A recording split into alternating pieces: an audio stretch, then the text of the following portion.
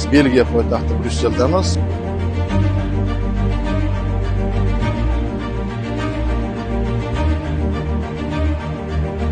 O 8 davlatga bordik. Hamma elchilar bilan ko'rishdik. Mana o'zi Belgiyada Benelux 3 ta davlat elchisi bitta. G'ulom Fozilov shu bilan ko'rishamiz.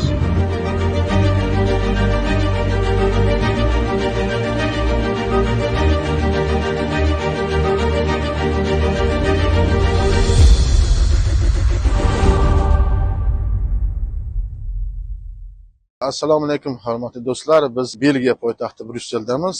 Bryusselda havo juda yaxshi. Mana ko'rishingiz mumkin. Brysselda shu qoq biznes markazidamiz.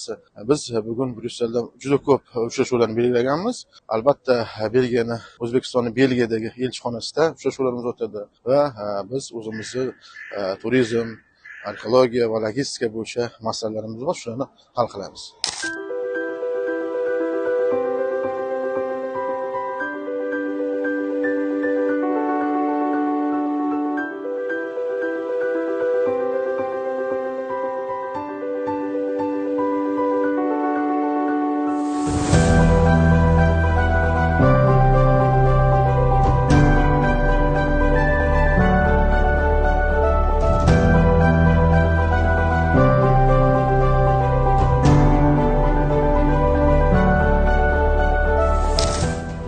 Huquq markazidan tarixiy qal'a qoldig'i saqlab qolingan. Mana tarixga bo'lgan munosabat juda ajoyib.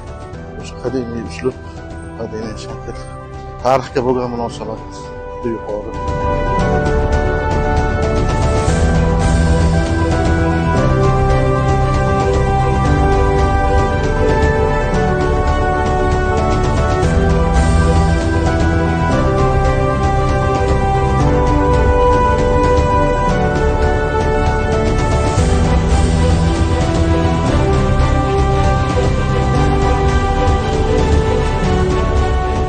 Safarimiz davom etyapti. Namangan viloyat delegatsiyasi safari. Mana hozirgacha 18 davlatni ko'rdik. Mana Arabboy bilan birga, Arabboy o'zimiz Namangan yigiti. Mana shu yerda juda yaxshi bir sharoitlarni ko'rganib, bilib, mana shu yerda katta ish tashkil qilgan yigit. Xudo xolasa turizm, Yevropadan turizm uyushtiramiz Namanganda. Xudo xolasa. Mana Shokir aka delegatsiyaga boshqarib biz bilan o'zi butun hamkorliklarni ko'rib ketyapti. Yangiliklarni keyinroq e'lon qilamiz, Shokir aka. Mana binolar.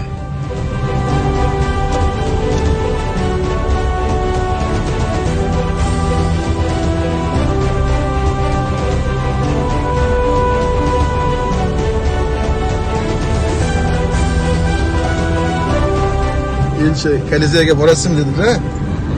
Muzeyga borasizmi dedi. Manda Namanganda dedim, 10 ta Kolizeydan zo'r anaqa bu askem bor dedim. Rim muzeylaridan 10 marta eksponatim ko'p, 10 million o'tirdim. Menga u şey muhim dedim. Muhimi sizlar bilan ishlarni bajardim dedim. Endi sekin ketishim kerak dedim.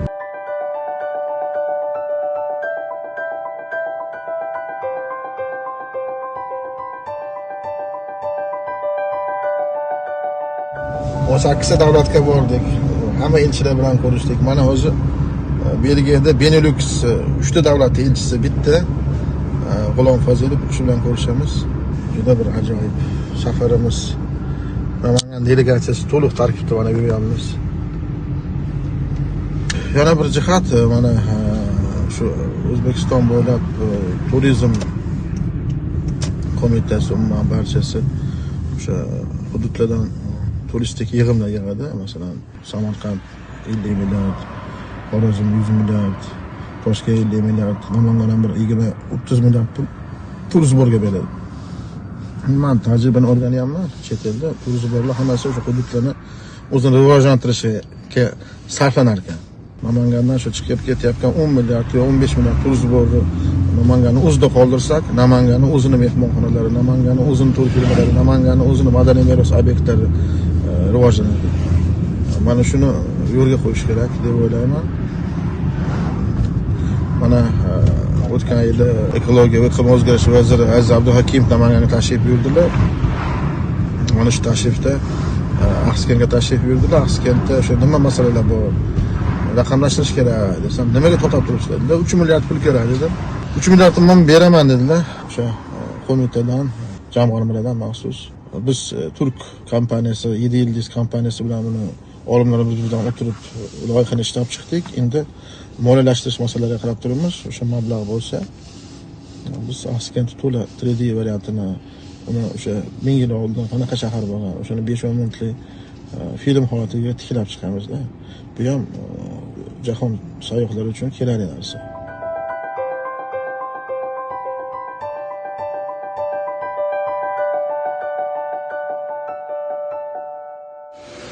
O'zbekistonning elchixonasi yurtimizning bir bo'lagi.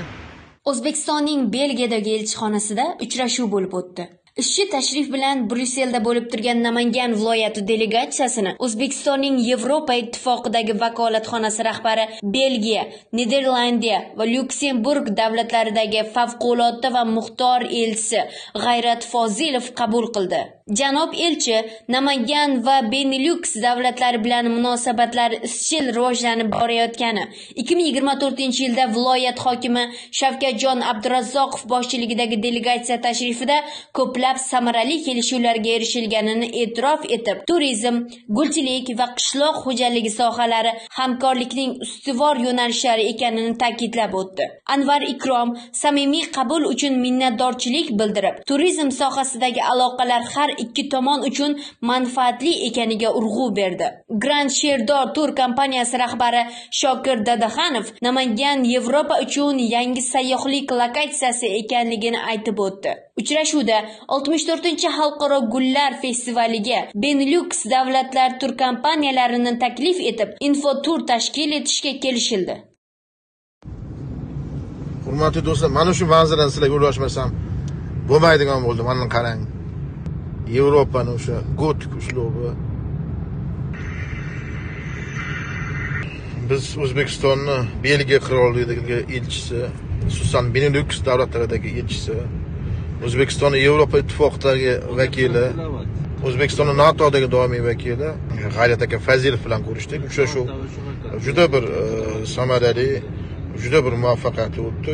Shu gullar bayramiga Gollandiya, Belgiya, Lyuksemburgga bir yirik tur firmalarini Namanganga infoturga jo'natish, gullar bayrami uchun alohida tur tashkil etish masalalari.